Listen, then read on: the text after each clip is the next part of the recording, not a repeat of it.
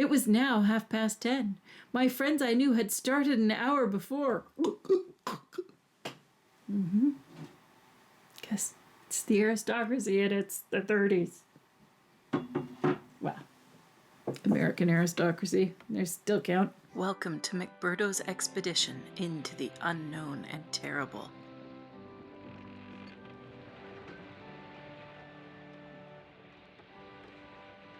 We have been stuck here in the ice for an eternity.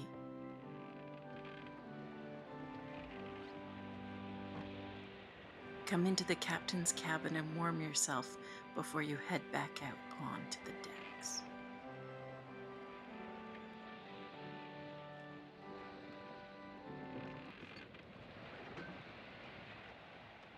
Welcome to my cabin. How long have we been trapped in this infernal ice pack? Or in the summer, tropical estuary. Today I shall read to you from my selection of innumerable primary sources, because the past said it better. Writers can embellish on a story that they've heard, but hearing the words of someone who actually witnessed an event, sometimes shocking, always amazing. I have not read this before, so we're going to experience it together. I'm going to break in with my opinions. Chances are, as you are a crew member of the HMS Measer, you are not easily upset by the dark and terrible. None of these are very happy. The odd one is, it's a surprise. I will warn you now that these may not have the most politically acceptable ideas or language because they come from the past and things were different then. So make yourself comfy, grab yourself a suitable beverage, and let us block out this howling wind together.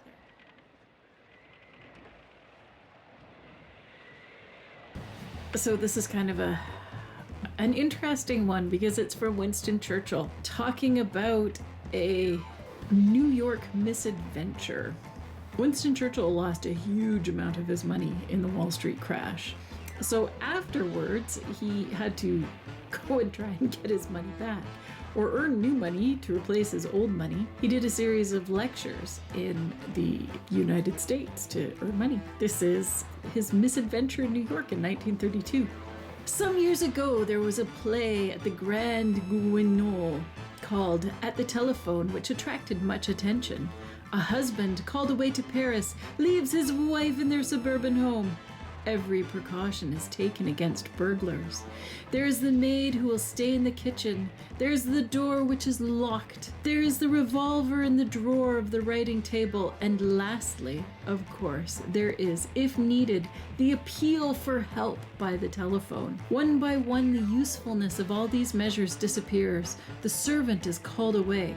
She leaves the front door unlocked so that she can return. She takes with her the key of the drawer in which the revolver is kept. Darkness comes on, and in the final act, the agonized husband hears over the telephone his wife's appeal for help while she is the victim of a murderous outrage.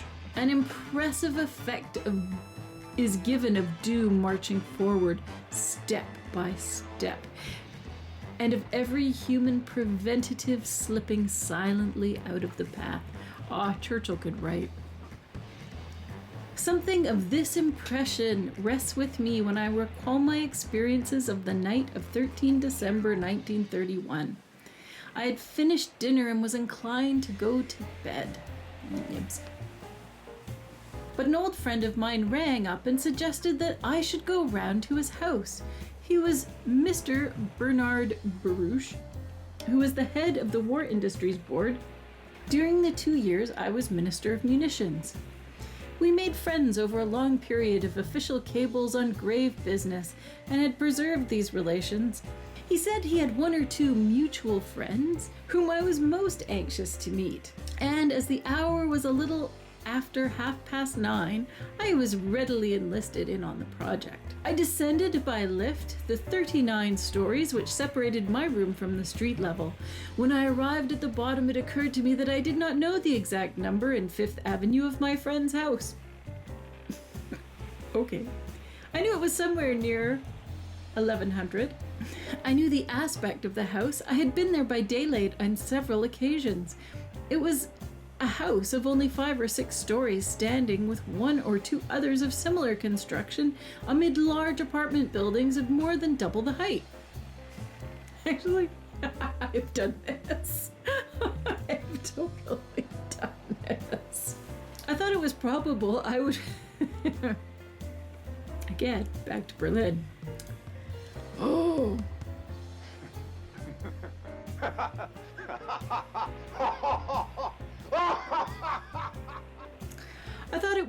thought it probable I would pick it out from the windows of my waiting taxi cab, so after a vain search in the telephone book, only Mr. Baruch's business address was there, I started. Fifth Avenue is an immensely long thoroughfare, and the traffic upon it, as elsewhere in New York, is regulated by red and green lights. The red light shows every vehicle must stop at the nearest crossroad. When after an interval of 2 minutes the lights turn green, they all go as hard as possible until the light changes into red. Thus we progressed by a series of jerks. When I got near the 1100s, I peered out of the cab window and scanned the houses as we sped past, but could not see any like the one I was seeking. They all seemed to be tall buildings of 14 or 15 stories. On the left lay the dark expanse of Central Park. At length we reached the 1200s, and it was certain I had overshot my mark. I told the cabman to turn around and go back slowly so I could scan every building in turn. Hitherto we'd been moving up right or center of the thoroughfare and could at any moment have stopped opposite any house. Now we had turned around. We were on the park, or far side from the houses, with a stream of traffic between us and the pavement. At first I saw a house smaller than the rest and told the cabman to turn in there to make inquiries. It occurred to me we must be within 100 houses of Mr. Baruch's address, and that, as he was so prominent a citizen, any of the porters of the big apartment houses would know where his house was. A London butler nearly always knows who lives within 3 or 4 houses on the right or left. The porter of the apartment house which I inquired recognized me at once and said he'd served in the South African War. Hooray! He had no idea where Mr. Baruch lived. Hooroo! But eagerly produced a telephone book which could, as I have stated, give no clue on my present quest. In order to stop opposite this house, we had to wait until the light changed, then turn around onto the opposite course, draw up at the pavement, sidewalk in USA, and thereafter make a second turn, again being very likely stopped by a change in the light. When this had happened 3 times, and we were unlucky in missing the permissive green light, I began to be a little impatient. It was now 10:30. My friends I knew had started an hour before.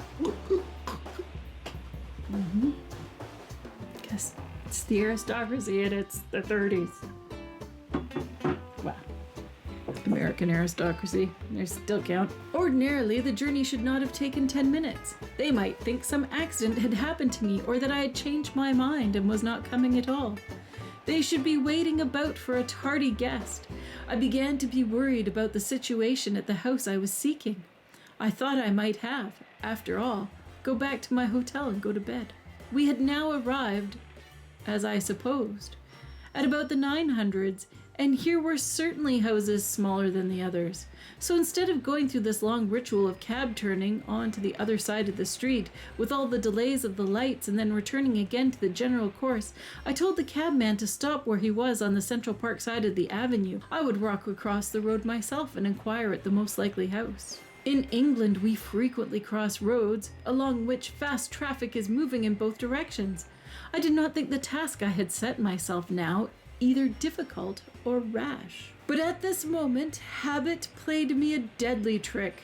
I no sooner got out of the cab somewhere about the middle of the road and told the driver to wait than I instinctively turned my eyes to the left. About 200 yards away were the yellow headlights of an approaching car. I thought I had just time to cross the road before it arrived, and I started to do so in the prepossession, wholly unwarranted, that my only dangers were from the left.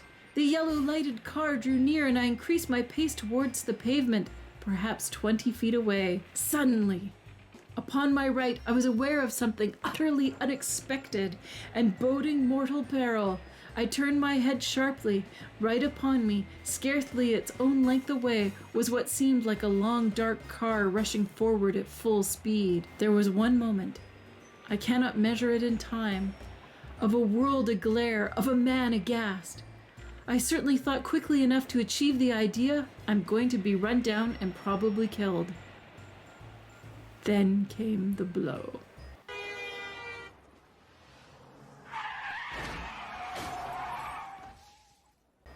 You know, how interesting history might have been. It's one of those moments.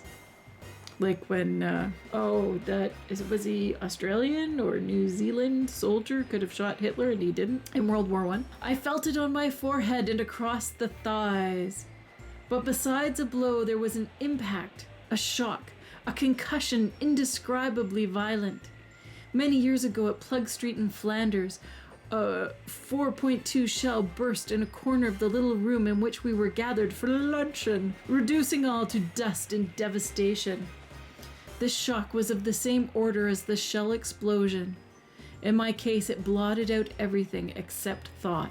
Mario Constantino, the owner of a medium-sized automobile, was running between 30 and 35 miles an hour on roads which were wet and greasy. Greasy?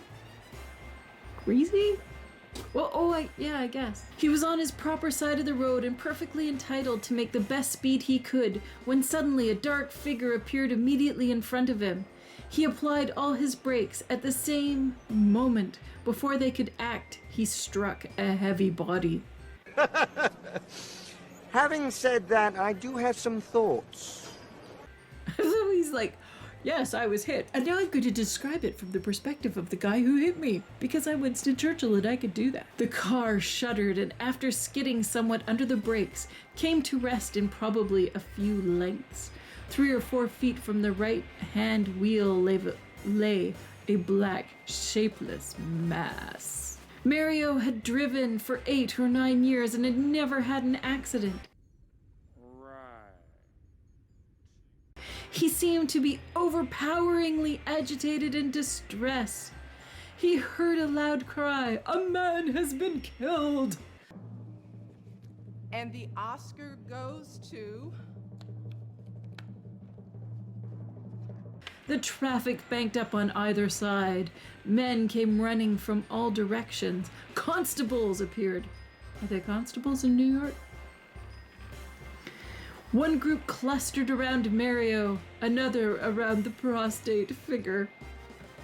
I just love this. Like, I am now coming out of myself, and I'm describing the scene. I love a bit of drama. A friend of mine of mathematical predilections has been kind enough to calculate the stresses involved in the collision. The car weighed some 2,400 pounds. With my evening coat on, I could not have weighed much less than 200 pounds. Really, Winnie? Really? He had small legs, though. I've seen a picture of him in a wet bathing suit from the 1920s. He had small legs. He had small other things, too. But maybe it was a really cold day. Where's the brain bleach? I didn't need to remember that picture. If you are suffering as much as I am, please tell me. Taking the rate of the car at 35 miles an hour, I think a moderate estimate, I had actually to absorb in my body 6,000 foot-pounds. That was the equivalent of falling 30 feet onto a pavement. The energy absorbed, though not, of course, the application of destructive force, was the equivalent of stopping 10 pounds of buckshot dropped 600 feet or 2 charges of buckshot at point-blank range. We're all very fascinated. I do not understand why I was not broken like an eggshell or squashed like a gooseberry. I have seen that poor policeman who was killed on Oxford Road was hit by a vehicle traveling at very much the same speed and was completely shattered. I must certainly be very tough or very lucky or both. I think with Winston, he was very lucky. I had not lost consciousness for an instant. Somewhere in the black bundle towards which passers-by are running, there's a small chamber or sanctum wherein all is orderly and undisturbed. There sits enthroned a mind intact and unshaken. For it is a keyboard of letters or buttons directing the body. Above, a whole series of loudspeakers report the sensations and experiences of the empire controlled from this tiny headquarters. This mind is in possession of the following conclusion. I have been run over by a motor car in America. All those worries about being late are now swept away. They don't matter anymore. Here is a real catastrophe. Perhaps it is the end.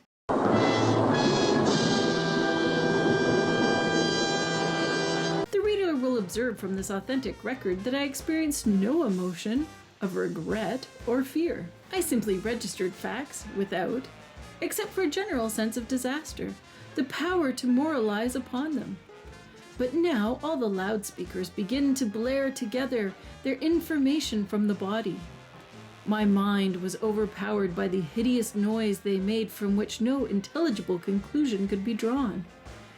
Wave upon wave of convulsive, painful sensations seemed to flood into the small room, preventing thought, paralyzing action, but impossible to comprehend.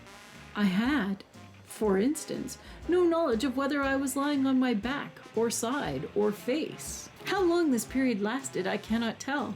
I am told that from the time I was struck down to when I was lifted into the taxicab was perhaps 5 minutes. But although I was in no way stunned, my physical sensations were so violent that I could not achieve any continuing mental process. I just had to endure them. Oh. Yes, Winston, you did. He's a bit bombastic. Presently, however, from my headquarters I could see a swirl of figures assembling around me. I have an impression of traffic arrested and of dramatically gathered crowds. Friendly hands were laid upon me. I suppose I ought now to have had some very pious and inspiring reflections. However, all that occurred to me was, I shall not be able to give my lecture tomorrow in Brooklyn. Whatever will my poor agent do about it? Then more definite impressions. A constable is bending over me. My head and shoulders are being raised towards him. He has a book, Seriously, dude? He had a book, quite a big book, in his hand. What is your name? Winston Churchill. I protest, I am no snob.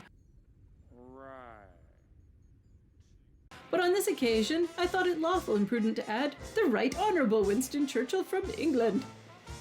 I heard a distinctly respectful, "Oh, oh," from the crowd.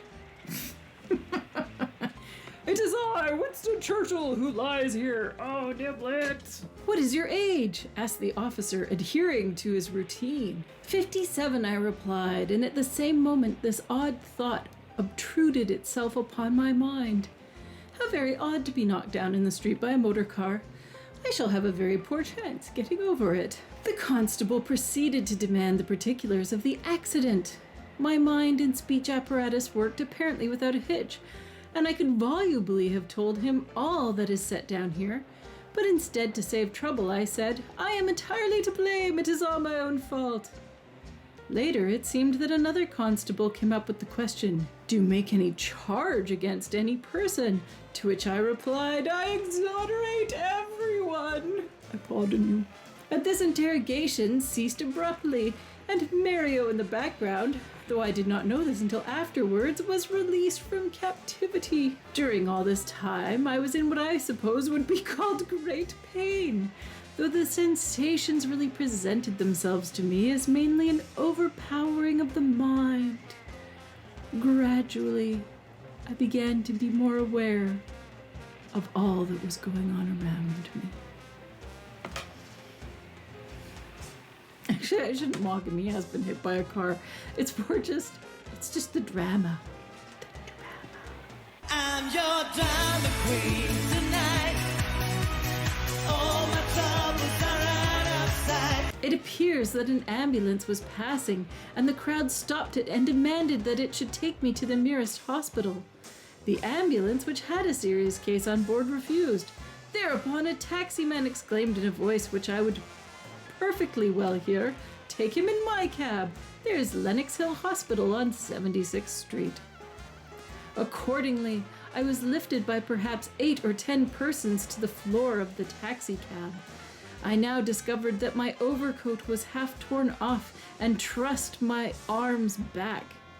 I thought it awkward. I thought both shoulders were dislocated. My right shoulder dislocates chronically, and I asked repeatedly that care should be taken in lifting me by it. Eventually, the constable and 2 others got into the cab, and we all started, jammed up together. Up until now, nothing could have been more calm and clear than my interior thought, apart from the blaring of pain and discomfort which came through the loudspeakers. All was in order in my inner sanctum, but I had not ventured to touch the keyboard of action and had been content to remain an entirely inert mass. Which is probably the good thing to do, considering you don't know how injured you are. Now, as I lay on the floor of the cab, both my hands, very white and covered with blood, lying across my breast. That's not ominous. So I decided to give them an order to move their fingers, and at the same time I pulled the levers which affected the toes. Neither hands nor feet took the slightest notice.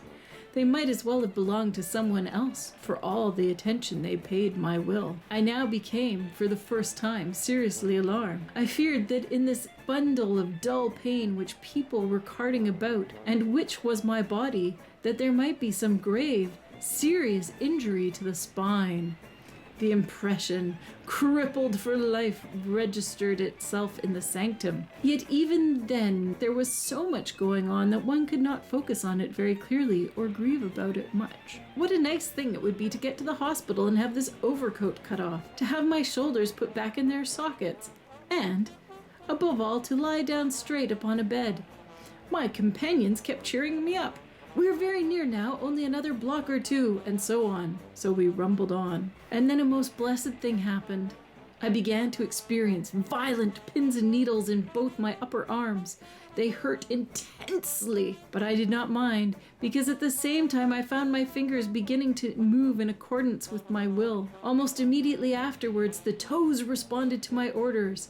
Then swiftly, by waves of pins and needles, almost agonizing in their intensity, warmth, life, and obedience began to flow back into the whole of my trunk, because Jesus said, "Well, Winston, we're gonna need you soon," in about 8 years.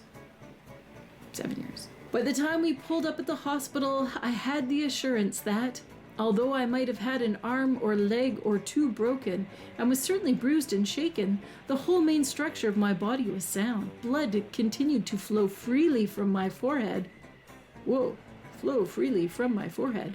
And my nose. But I did not worry about that at all, because in my sanctum we had decided there can be no brain injury, as we have never lost consciousness, even for a second. At last, we arrived at the hospital. A wheeled chair is brought. I am carried into it. Why have we changed tenses? Oops! I did it again, baby. Why, Winston? Why? This is bad, and I don't approve. Although I might have an arm or a leg or 2 broken, and was certainly bruised and shaken, I am wheeled up steps into a hall and a lift. By now I feel battered, but perfectly competent. They said afterward as I was confused, but I did not feel so. "Are you prepared to pay for a private room and a doctor?" asked a clerk. "So really nothing's changed in almost 100 years?" "Yes!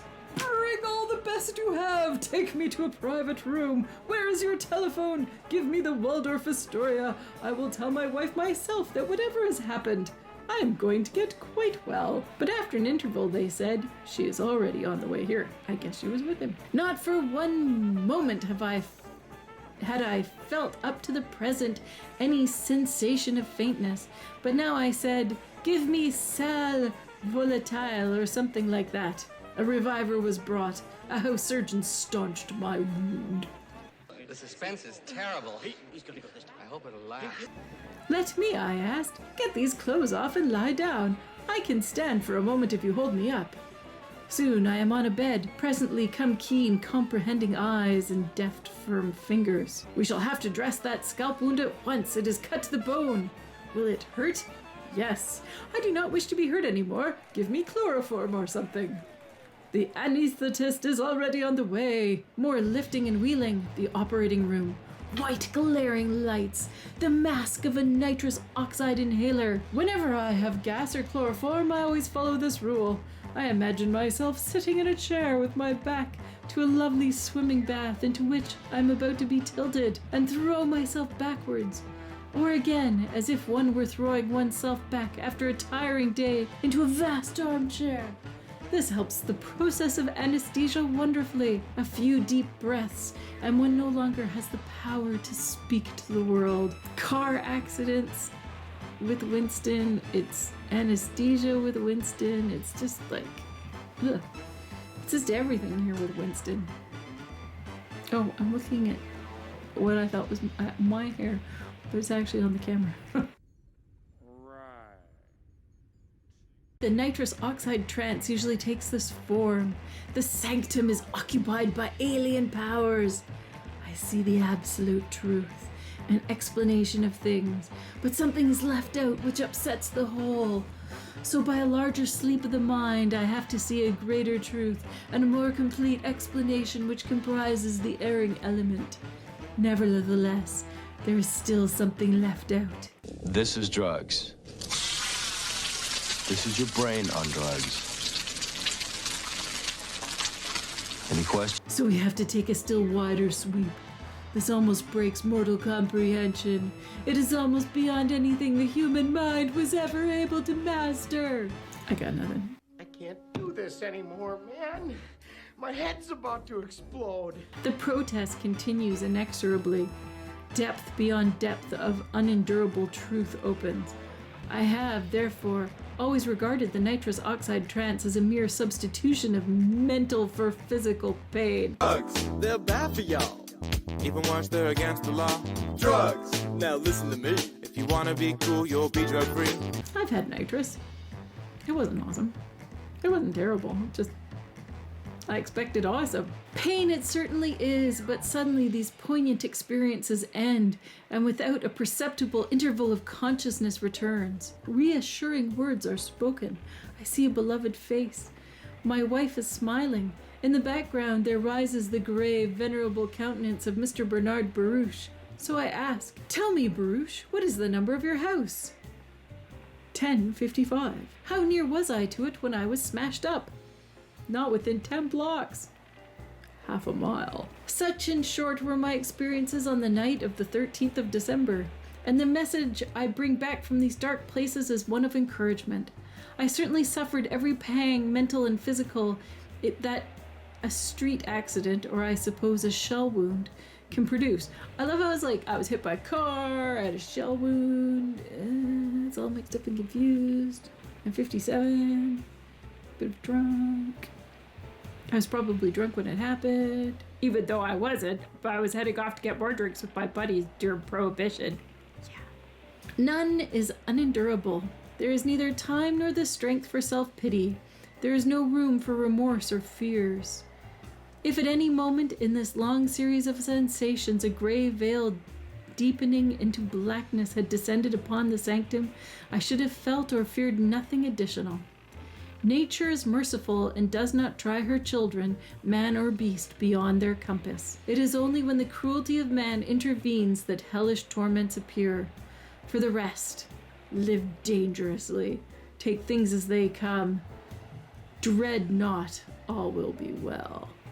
Some words to live by. I ought not to forget that I have since looked into my dispatch box, and I have found that my far-seeing private secretary in England, Mrs. Pearman, had furnished me with a traveling address book of people I might want to communicate with in the United States, and in this I read Baruch, 1055 Fifth Avenue, with the private telephone number duly set out.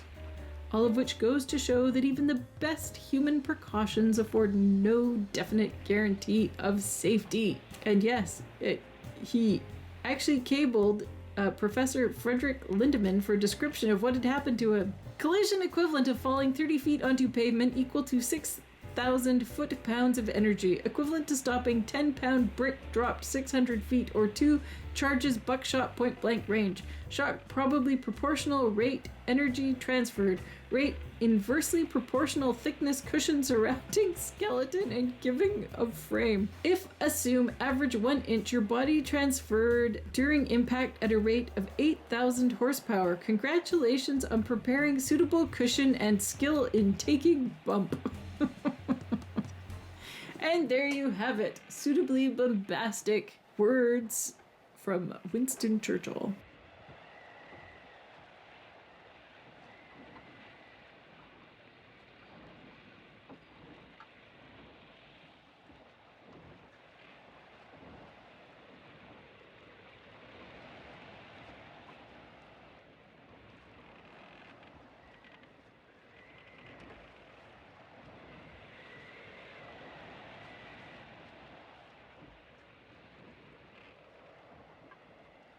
Through the now lengthening years of peace. Ow. Don't work with pets.